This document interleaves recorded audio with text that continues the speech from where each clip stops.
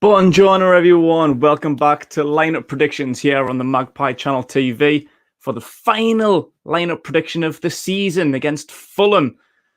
Thank you, obviously, to everyone. I know I mentioned this a couple of weeks ago, but I mean it. I'm serious about it. Thank you.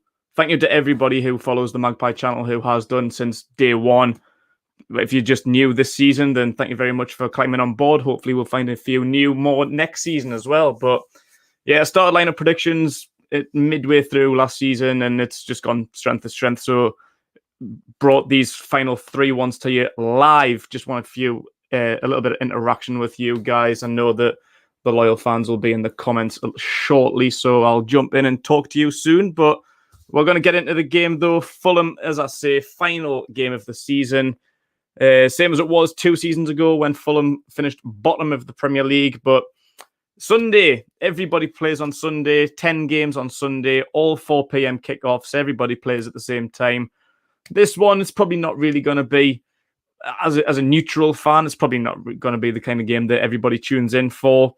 Fulham are in 18th, and they could go one down if they lose this game and West Brom win, then they'll drop down to 19th. But I think this bottom 3 has pretty much been the same nearly all season, pretty much since, I don't know, December, January time. I think it was almost going to be a dead cert that it was going to be Sheffield United in 20th, West Brom in 19th, and Fulham in 18th. We're currently in 15th. We're going to this game 15th in the league, but we could finish anywhere from 17th. If we do lose this game and teams around us pick up some points, we'll go down and just be on the threshold of that relegation mark where I don't want to be. I know we're going to be safe wherever we finish, but I want to finish the season on a high. We've been in great form. I didn't check how long we've actually been in decent form for, but a couple of months we've been playing all right. The team's been coming together. Brucey's had them playing really well. We've found a system that works.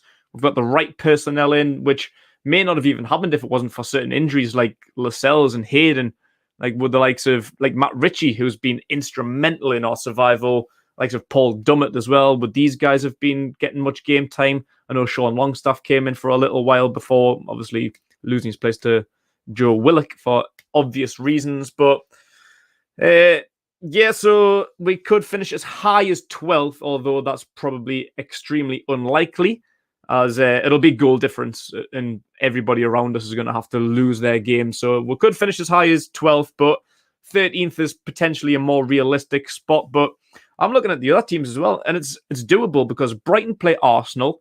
I know Arsenal haven't probably hitty-missy. They're hot and cold, Arsenal, so Brighton could get a result against Arsenal, but you don't know. Crystal Palace have Liverpool. Southampton have West Ham. The only one that's slightly concerning, even though they're below us, is Burnley play Sheffield United. But I think they're a couple of points below us, so should we beat Fulham, Burnley beat Sheffield, that would see us in 13th, depending on, I think, Wolves' result. As I say, it could go down to goal difference. But us 13th, Burnley 14th, and I think it would be Southampton 16th and Brighton 17th, something like that. But yeah, I still want to win this game. Like, there's still points to play for. There's still about 5 league positions to fight for. So I want to take this game seriously, and I want to get a decent result. It was a 1-1 draw back in December. A shit game, really. A one that obviously we were creeping towards that relegation zone. Fulham were starting to pick up a few decent points, so it wasn't looking all that pretty. 3 points at St. James's was crucial there, but went 1-0 down. It fluky on goal, really. It was Matt Ritchie, just couldn't get out of the way of a cross, which I think was going wide, and it just knocked it into his own goal. I think it was his face, didn't it? It was a shot or a cross coming across and just bounced off his bonce and hit the back of the net, unfortunately. So, and then second half, Julian Anderson pulled down Callum Wilson, threw on goal, second yellow card, got himself sent off, and Callum Wilson converted the resultant penalty and finished that game 1-1, which was disappointing. I hated that game. One of the more disappointing results this season, but there's been a handful. I would say it's up there, but it's definitely not the most disappointing game of the season. Let's face it. What I want to see is the game that we finished on 2 seasons ago, the one before last, in the exact same fixture, away to Fulham at Craven Cottage. They were bottom. They were rock bottom of the Premier League, 20th at the time. We went down there on a glorious day, which is probably not going to be on Sunday because it's shit outside, pissing down, pissing me off. It's May, man. Come on. This time of year is usually meant to be nice. FA Cup final vibes and that. Nah, but went down there. Me and Renty went down there on the boat cruise, the booze boat. Oh, what a day that was. Honestly, getting pissed from 9 o'clock in the morning, sun bleaching down, going past Houses of Parliament, Big Ben, London Eye, all of that. Few drinks, absolutely mortal. Went and seen a fantastic game. 4-0 away. Goes from John Joe Shelby, Ayoze Perez, Fabian Shaw, and Solomon Rondon. Sort of 4-0 victors that day. Got to say a bit of a lap of honour. They all came over to the away end. Rafa's last game, Rondon and Perez's last game, Mo Diame. I can't remember if that was anyone else, but it was a fantastic day, and I would want to see a little bit more of that. I'm going to talk about the Fulham team news to start with once I have a look at the comments. Who's there? Hopefully last match under Ashley and Bruce. Yes, Aaron. Absolutely agree. Fingers crossed. We know Brucey will be there next season, guaranteed, if Ashley's still there. Hopefully, and I'm keeping my fingers crossed because I'm not even overly optimistic about it, that hopefully the transfer, the takeover will be done in the summer and we can start afresh next year with new ownership and new manager.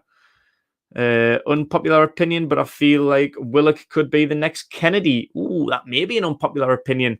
I mean, you know, you could be right. Kennedy was decent from the first, from his 6-month loan spell. We got him in on a January and brought him back for a 12-month loan spell in the season after that, and it was appalling. He's one of, honestly, the worst players I've seen in a Newcastle shirt in many a year. That season, he was fucking dreadful. I hated Kennedy. Like, he impressed us in his first few games, but even towards the end of the season, I was thinking, he's a bit of a fraud, him, you know. He's not even that good. But I think we just got blindsided by... He was a little bit of like a Saint-maximin Ben Arfa type in his first few games. He had a bit of skill, a bit of pace, a bit of flair, doing like the Brazilian like flip-flap moves, looking like a B-Tech Ronaldinho, but that was a bit it. He was just shading how bad he was because we hadn't seen anything like that since Ben Arfa. Obviously, that was pre-Saint-maximin. We were just crying out for a player like that with a bit of flair and a bit of skill just to get off of our seats, but he wasn't that guy. He was fucking dreadful. But hopefully we can get Willock back. I don't think we'll be able to sign him. I don't think we'll have the funds, obviously, with Mike Ashley still trying to sell the club. I don't think we'll be bringing Willock back permanently next year, hopefully in the future, but at best it'll be a Kennedy situation where we've been impressed with him in the second half of the year, so we can bring him back on a 12-month loan spell later on. I hope so. I hope he's back one way or another. Willock part of Arsenal's team next year. That's a good possibility. I think he's impressed. Mikel Arteta spoke about him today. He's obviously a fan of him. He's done himself wonders, and he could get into that Arsenal team no problem at the minute. I'm pretty sure he would, from January, since signing for Newcastle, he scored more goals than the whole entire Arsenal team. Like Aubameyang, Lacazette, Pepe, I'm pretty sure they haven't even got Willock's goals since January. So, yeah, hope so. Jonathan, hello, mate. Said hi to you. Yes, outside the strawberry. Good to see you, mate. Thanks for joining back again. Good boy. Thomas, where were you? Did you come see one Wednesday? I was waiting for you, Thomas. Callum Lewis, hello, matey. I want a serious game against Fulham, but a tasty game at the same time. Yeah, I want it to be a good game. Like I'll go into the team news in a bit. There's a couple of injuries, maybe a little bit of precaution. I think Brucey might be a little bit careful going into this game with a few players going on international duty and a few injuries as well. We picked up quite a few in that Sheffield United game. So there's not a lot to play for apart from 2 or 3 league positions. So there's no point chucking injured players in if they're not fit, because I want to win this game the best we can. If we've got to rotate a little bit, rest the likes of Saint-maximin, then so be it. Stephen's an Arsenal fan. I think Arteta was saying Willock is staying to drive the price. Well, yeah. I mean, that could be tactical, psychological. He's probably is saying that, yeah. Like I think it could work either way. I think Arsenal probably will want to keep him, but at the same time, if you can try and squeeze out an extra 5, 10, 15 million out of him, then it's good tactics at the end of the day. Bruce getting 3-year contract announced soon. Don't fucking tease me, Tonza. Not a fan of that one. Next year's, I'm pretty sure it's Bruce's last year of his contract, and I've been under the impression all season long that obviously without a takeover, Brucey will be there next season, whether we got relegated or not. I think Mike Ashley knows exactly what he was doing. And yeah, he's not bothered about results. I think he only brought him in to replace Rafa with the intention that probably would have got relegated last season. And he's kept him up 2 years straight. So obviously he's doing his job, doing what he's asked to be done. Just finish 16th, 17th every year, mate. That'll keep in the Premier League, keep me my money coming in. He's done the job that he's been asked to do. But hope to fucking God next season is his last year. If obviously Mike Ashley still is here until the end of in 12 months' time. I'm trying not to make this a negative video. I'm trying to, but yous are putting these fucking... How many tons are? You're bringing down the vibe here, mate. Love to have Nuno. That's a little bit more positivity, Alex Boston. Yes, Nuno Espirito Santo will be a free agent after Sunday's game, leaving Wolves after 4 years and done a fantastic job. So yeah, I'd love Nuno Espirito Santo. I think he's absolutely class. Great seeing you, Jonathan. Who should have signed? Oh, mate, as I just said, we're still going to have Mike Ashley more than likely. Obviously, fingers crossed that we won't, but I'm not saying anything. We need money. I want to know what the budget's like. I want to know what... Brucey says he's been looking at 3 or 4 players already to come in the window, but that depends on the budget. One thing that... let's see, I'm trying not to get negative here, but just before I started going this, I had a little look through Twitter, and I seen that none other than Nabil Bentaleb is a free agent after leaving Schalke. His contract's expired with Schalke, and he's now a free agent. That's honestly the only kind of thing that I can see, like another Jeff Hendrick type signing. But I don't know what I would do if I seen Bentaleb and Hendrick in the same team. Like, it was bad enough seeing them 2 consecutive years. Bentaleb 1 year, Hendrick the next year. One was a loan, one was free. If Bentaleb comes back in Newcastle, I'm taking this off. It's going in the bin. I'm going to support Gateshead or someone. Blythe Spartans, local boys. Fuck Newcastle if we have fucking Bentaleb and Jeff Hendrick on a free. No chance. There take over. Don't know what you mean. Yeah, I don't know, mate. Matty Longstaff needs to be given a run out. Yeah, I hope so. Like to see Jamal Lewis. Yeah, I wouldn't mind that as well. And play. I was actually going to say that. I'm going to get into my lineup prediction in a bit, but I did actually have that same thought, Callum, earlier this afternoon when I was jotting up my deal, my lineup prediction. I did think that bring with Mike Saint-maximin's a doubt. Obviously, I'm going to get into that. So Saint-maximin's a doubt. So I was thinking maybe bring either a wing back. Jamal Lewis or Manquillo, maybe bring one of them in and push either Murphy or Richie further forward. I wouldn't mind saying that. I think that would be good. Try not to get the missus to allow me to have your background as our future. You tell her, Daniel, put your foot down, mate. I'll get it sorted for you. I'll send you the copy. Don't worry about that. Put your foot down, mate. Yeah, we should sign Jetro. I think he's supposedly available on a free as well. I don't know why we haven't signed Jetro earlier, to be fair. That's been pissing me off for the last year and a half, really. Like, I'm sure he's only been available for about 7.5, maybe 8 million at most. Like, that's pennies in this day and age. And for a player as good as Jetro, we should have already put that down. But now he's supposed to be a free agent, and I'm pretty sure he wants to come. He loves Newcastle. Him and Saint-maximin be tearing up top once we can get back. But I don't know. It's obviously not down to the fans. It's obviously down to Mike Ashley and... will he pay the wages? I really, really hope so, because I do believe Jetro would want to come. You know, if Jetro's coming back, I think seen someone saying he's in talks. I don't know if he's in talks, but yeah, he is available on a free, and I hope so. Jonathan says the same thing. Couldn't deal with Hendrick and Bentaleb, mate. Honestly, I'm fucking done. Magpie channel, RIP. I'm not fucking talking about this club anymore if I say they're doing the same team. Like, no chance. We should win this game. Fulham can't score goals. That's true. Play Matty and Anderson. Give some French players a chance. Could do. Do you think Hendrick is a bad signing? Well, it was free, so I can't really argue too much. He scored a couple of goals. He's had somewhat of an impact this season, but an absolute minimalistic one.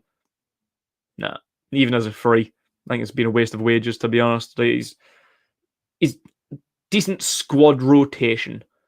20 minutes off the bench, maybe. Few Carabao Cup appearances. That's what I thought we were bringing him in for. But he started way more games this season than he should have. At the start of the season, I think he played every single game. Got off to an amazing start. A goal and a man of the match, goal, assist, and man of the match performance on the opening day of the season. Thought, actually, it is. This could be a very, very good signing. As it turned out, it wasn't. So, yeah, that was a little bit shit. Bad signing, even though he was free. Get that suit in. Stop winding me up, Aaron. Nah, definitely not. Give Carroll a farewell send-off on Sunday. Maybe. I hope he does get a game. Brucey says there's a conversation to be had on his future after the season. I think he told BBC Newcastle that today. So, yeah, we'll see about Andy Carroll. But, yeah, I don't think he's going to come back. G'day, Jimmy. How's it going, mate? Want to say thank you to you and Renty for the great content that's helped get through a shite and boring management of our great club. Thank you, mate. Appreciate it. That's why we do it. We do it for you guys. We do it for the fans. This season's been an absolute shit show, an absolute write-off for the most part. The last couple of months have been all right, but in general, on the whole, there's still an opportunity for us to finish 17th, just above that bottom three border on Sunday. So it's been dead. It's been a write-off. But guys like you, Jimmy, guys like all of you in the comments here, Callum Lewis, Alex Boston, Jonathan, Thomas, all you guys, you make it worth our while doing this. We love having an interaction with you. The watch-alongs, live videos, honestly, it's down to you that we're still strong enough to talk about Newcastle 2-3 days a week. Because, yeah, it's fucking difficult, mate. Is the match on TV? It is announced to be on Sky Sports just yesterday, I think, because obviously with everyone being on at the same time, 10 games, I don't know what the schedule was saying, but yeah, Newcastle are on Sky Sports, 4 o'clock kickoff. I don't know, Ross mentioned that before. It depends on the budget. Obviously not Bentaleb. Get Matty Longstaff, more game time. That's maybe something. Sell Gates to Hendrick for a tenner. It would be profit. £10 would be profit. That's a very good point. I think Anderson's struggling with the groin. Yeah, Brucey mentioned that during the week. Yeah, it depends on Anderson's fitness. Obviously, it would be class for him to get a place on the bench at least, get a little run out, get a bit more Premier League game. He is in light training, as Callum says. So we'll see. Is Dubravka injured? Who's playing in goal? We'll get to that. Dubravka and Darlow were in training today. Great channel. Thank you very much, Ross. Is Saint-maximin playing? We're going to get into that right now. So, first though, I'll knock that comment off first. 2 seconds. Where have I gone? I'll come back to your comments shortly, guys. Don't worry about that one. But, yeah, I'll start with the Fulham team news. And Alexander Mitrovic, as well as Anthony Robinson and Tom Cairney, are out of this game. Unfortunately, because he can score a goal, Mitrovic, but I love playing against him. Last time 2 years ago when we were down at Craven Cottage, we were giving him a bit of stick and he was taking it, he was embracing it, he was giving us a bit back, he was giving us a thumbs up and that. And like then we started singing, there's only one Mitrovic, there's only one Alexander Mitrovic. Like it's all love there. Like it's all banter. There's no harsh feelings between Mitrovic leaving. Like he probably would have been a decent player for us if he'd have stayed. Like he can't score a goal. So yeah, unfortunately, Mitrovic will be out, but then again, that could be a good thing because I can guarantee he probably would have popped up with a late equaliser or something. But yeah, Anthony Robinson and Tom Cairney are out, and centre midfielder Harrison Reed is a doubt. We'll see if he plays. Had quite a lot of game time this season. Now, fucking, what's he called? Jack Callback 2.0. Newcastle. Once I get my words out, I'll have a little sip before we get in. Yeah, as the comments were saying before about Saint-maximin and Dubravka, yes, they are doubts. Bruce says, you expect him to be okay. It's not the end of the world. I think Dubravka is maybe slightly more optimistic on. He says, I expect them to be okay. We'll not know 100% until they get out today on the grass. Obviously, that training session would have been in session. Brucey's interviews are usually about between 9 and 10 o'clock in the morning. So that was then when he said that. So I don't know how training's come out, but yeah, they've been pictured on the training field. I'm not really sure how the injuries are, but yeah, Brucey says he is a little bit more optimistic about Dubravka. Saint-maximin, they're not even sure what the crack is. They don't know if it's just a kick to the ankle he's had or if it's a strain, a sprain, or what. So yeah, there's a big doubt over Saint-maximin. Obviously, don't want to overexert him. He was an absolute hero in that Sheffield United game. Just ripping players inside out. There's Brucey in the background watching him on, going, I wonder how much I can get for him in the summer. John Egan, see you later. I'd love for him to play, obviously. He's why we get entertained as fans. When he went off in that Sheffield game, the game was dead. It was so boring. He's literally just like that spark. It's like the Space Jam NBA, what's it called? The Monsters team. Like, he's the only one with talent. You take that talent out and we're just shit again. So yeah, we'll see about that one. But as mentioned before, we may have the likes of Elliot Anderson, maybe Matty Longstaff to come back in. Fabian Schär's available again after serving his 3-match suspension. So we've got Fabian Schär back in the squad. Usual suspects, Carl Darlow is still out, although been training today, as well as Isaac Hayden and Ryan Fraser, and Callum Wilson as well. Obviously, they've all been out for the rest of the season for a few weeks now. Callum Wilson, Player of the Year, announced on Wednesday before the game. Congratulations to you, Callum Wilson. Thoroughly deserved, absolutely 110%. And he also mentioned international duty. He might take it easy on some players who have been announced today to be going into their Euro 2021 squad. Martin Dubravka, I'm expecting Dubravka, even if it may be, to be left out. Like, me and Renty were even saying that during the Sheffield game. Like, he was injured for a good 10, 15 minutes before full time. We made that same mistake earlier in the season. I think it was Man United at home. Darlow pulled up like 20 minutes before full time. And you could just tell he wasn't right. From what should have been a 1-1 result, we ended up getting pumped in the last 10 minutes 4-1. And it's just because Brucey just didn't want to make that sub. He'd rather bring on fucking Sean Longstaff to do absolutely nout in the middle of the field than protect his goalkeeper. But so yeah, I think with Dubravka being a bit of a doubt, and yeah, that was what me and Renty were saying. He's got the Euros coming up. Like, how raging would he be? He'd be wanting to come off. He's like, I'm not playing these last 5 minutes in a game that means nothing against bottom of the league Sheffield United, where we're already winning, in order for me to potentially miss out on the Euros. I want to go and play for Slovakia. I'd rather play a full Euro 2021 tournament than play these last fucking 5 minutes against bottom of the league Sheffield United when we're already safe. So I'd be completely understandable if Dubravka is left out for that reason. Emil Kraft's being called up for the Sweden team. Ryan Fraser for Scotland, even though he's already injured. Well, I mean, it's Scotland. He's definitely going to be one of the best players regardless. And Fabian Schär's been announced in the Switzerland 29-man preliminary squad. He's one of their key players as well, so I've got no doubts about him making the final team. So congratulations to them lads there. Miggy Almiron as well. He's got 5 games coming up next month for Paraguay. 2 of those are World Cup qualifiers against decent teams in Brazil and Uruguay. And then they've got 3 friendlies after that, 2 of which are against Argentina and Chile. I think the other one, like Peru or somewhere like that. I can't remember, but like 4 tough games there, to be fair. Like 3 of them are already friendlies. 2 of them actually mean something against good opposition in Brazil and Uruguay. So Miggy might be taking it easy. He might not want to injure himself in favor of playing for Paraguay, but that's basically it in terms of the team news. I'll get into the starting 11 in a second, and I'll just have another look at your comments there. Going to take a punt on Newcastle and Fulham.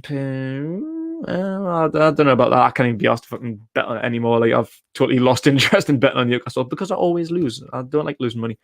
Hopefully Bruce does leave and I won't get a season ticket again. Long way to travel from Rug. Ooh, fucking hell. Yes, it is.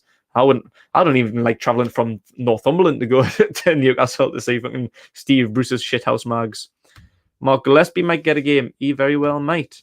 He had 1 more goal from the boys last week to pick up $680. Jesus. Newcastle to win 2-0. My prediction was like 3-0 or 3-1 to be fair, so I was a bit of a way off.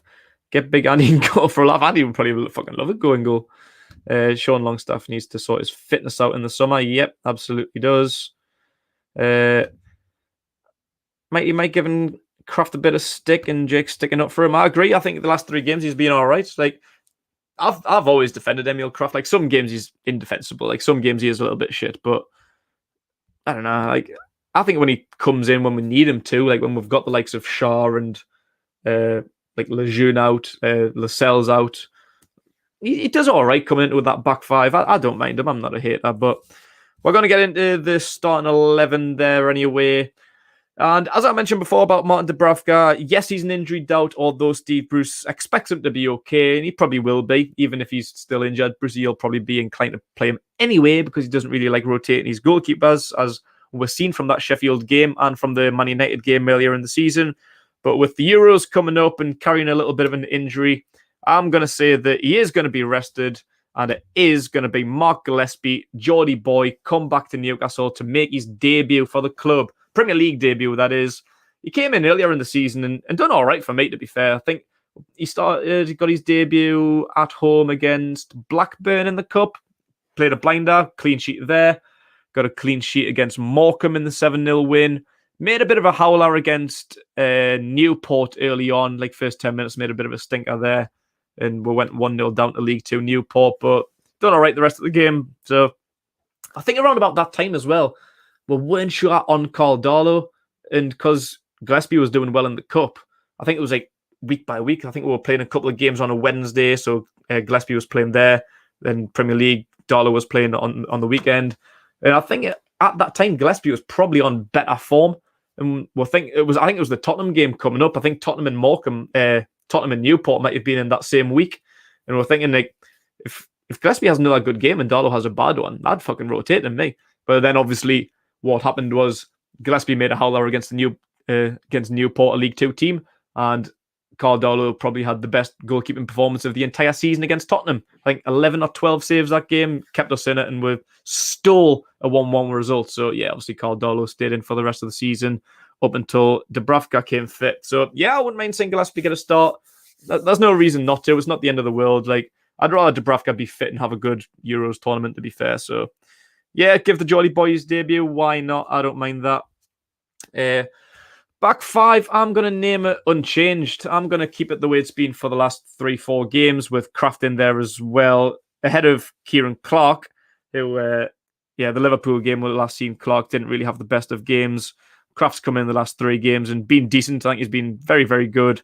Obviously, Shaw's back now as well, but Shaw also had 11 weeks out before his red card, so don't even know if he's still fully fit, and he's got the Euros with Switzerland coming up as well, so yeah, I'll just keep it the same as it is. Murphy and Ritchie as the wing backs. Why not? I don't mind that.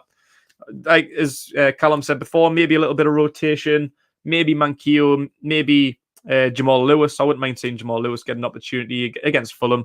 Why not? I don't mind chucking them in if one of them goes further forward, potentially in place of Saint-Maximin or Almiron if they're going to be doubts if Saint-Maximin's injured or Almiron's going to be rested for Paraguay duty. I don't know. Like if one of them goes further forward, I don't mind that. I'm not opposed to that, but I just think the way we've been playing lately with that back five, I think we've been outstanding, to be fair. So don't see any real need to change it when we're still fighting for a few league positions.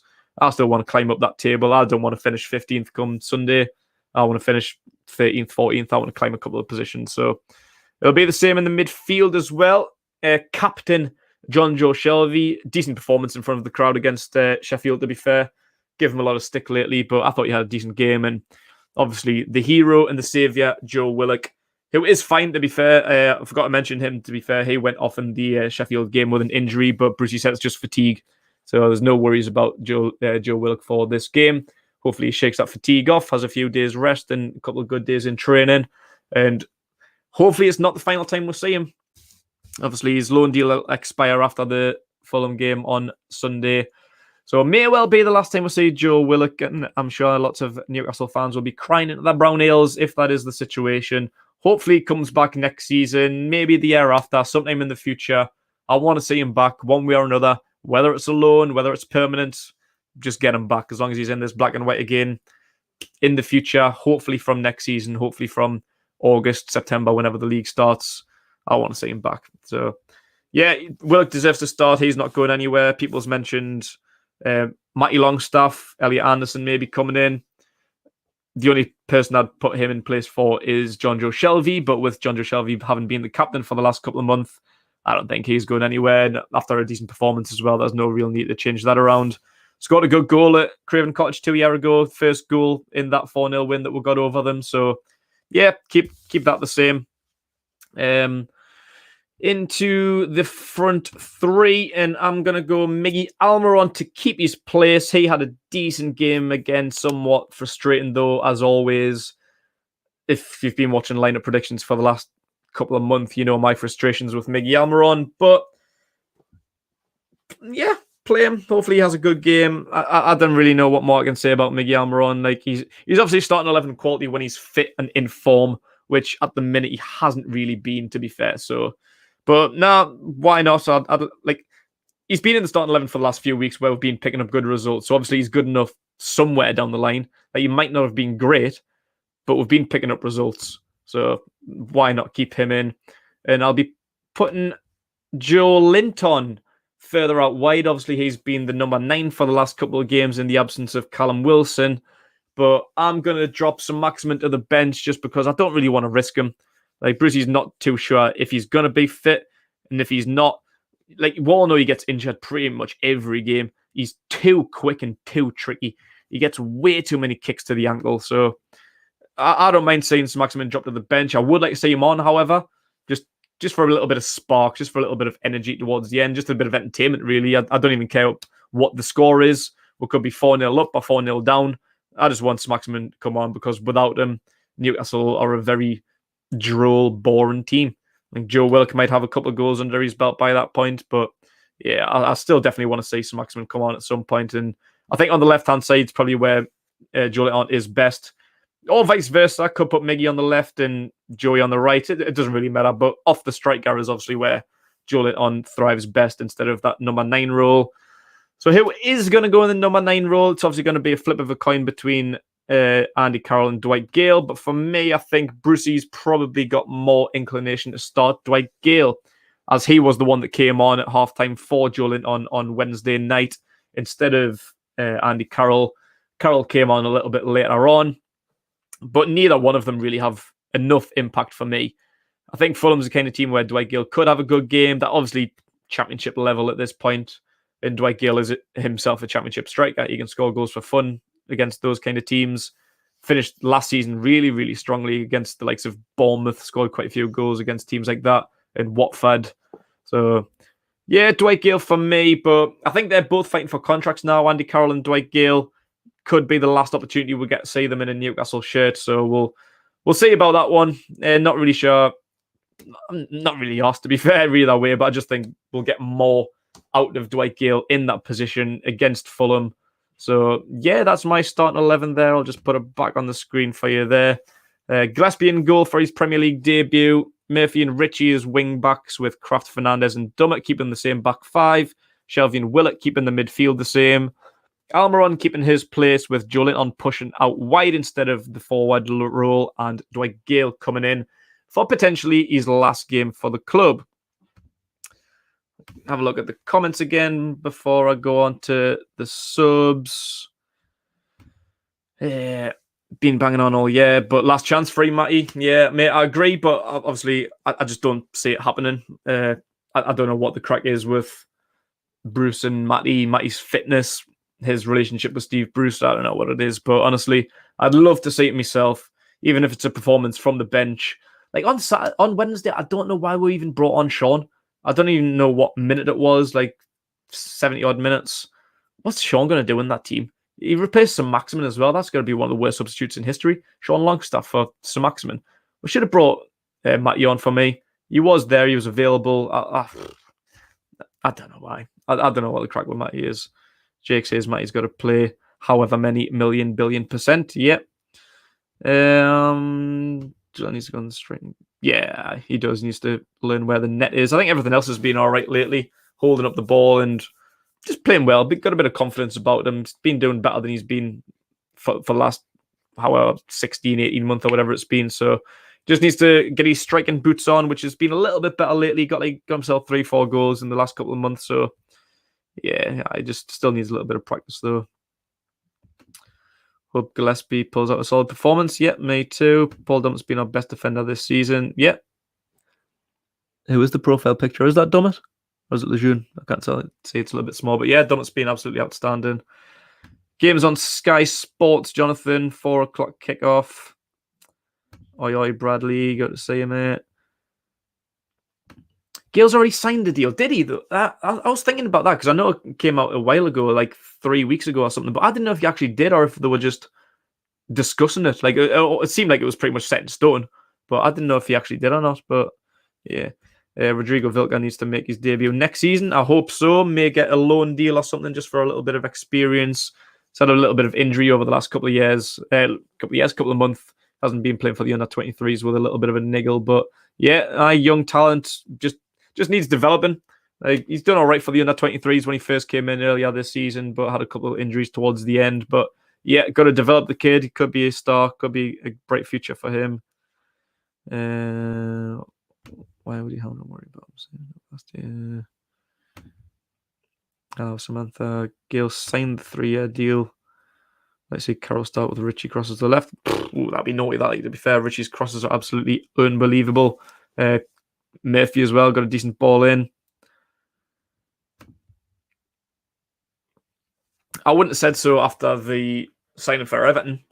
Obviously, we've been linked with them for the last 2-3 years. Like, I don't even know why we didn't put a bid in for him, to be fair.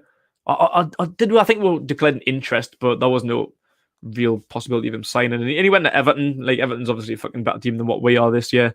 Bit more intent. Got a good manager. An owner that doesn't mind putting his hand in his pocket. Get some decent players into the club, like James Rodriguez, doing well with Calvert-Lewin and stuff. So, nah, Josh King's not coming to Newcastle. If he was still at Bournemouth, then yeah, but while he's at Everton, no chance. We'll have a look at the bench then, and I'm probably going to disappoint a couple of you here, but this is honestly just a prediction. I was actually going to do a second one in what I would do, but I forgot to draw that up. Sorry about that one. But so yeah, if Dubravka is left out, then young Dan Langley might get himself a spot on the bench. Javier Manquillo, Fabian Schär back from suspension, Kieran Clark staying on the bench for Kraft. Jamal Lewis may get a start. Wouldn't mind seeing him get a bit of a run out anyway. I think he needs some game time. I think he needs a little bit of confidence with him.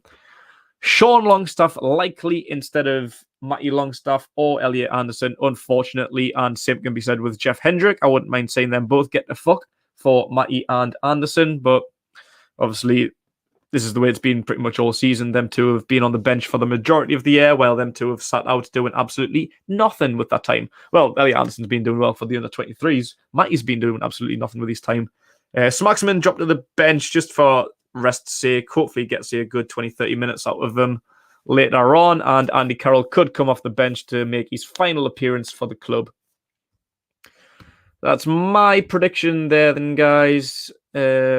Moise Keane, nah, he's probably not going to go. Where's he at now? Didn't he go to, like, PSG, wasn't he? He's Dinari for PSG.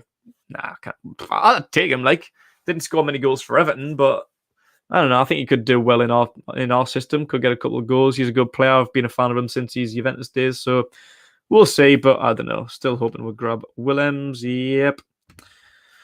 I think I ran more when he came on against Sheffield than Gale did. I swear he's the slow striker. Yeah, well, there's that argument as well. But that'll do for me then, guys. Been going on for long enough. And that wraps up lineup predictions for another year. So thank you again for all those that have interacted with us across the season. Everybody here tonight, appreciate it.